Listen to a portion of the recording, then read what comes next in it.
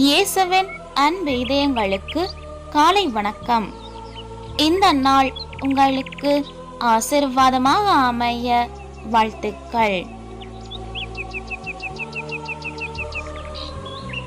இப்புதிய நாளுக்கான ஆசீர்வாத இறைவசனம் மத்தேயு அதிகாரம் 5 இறை வார்த்தை 8.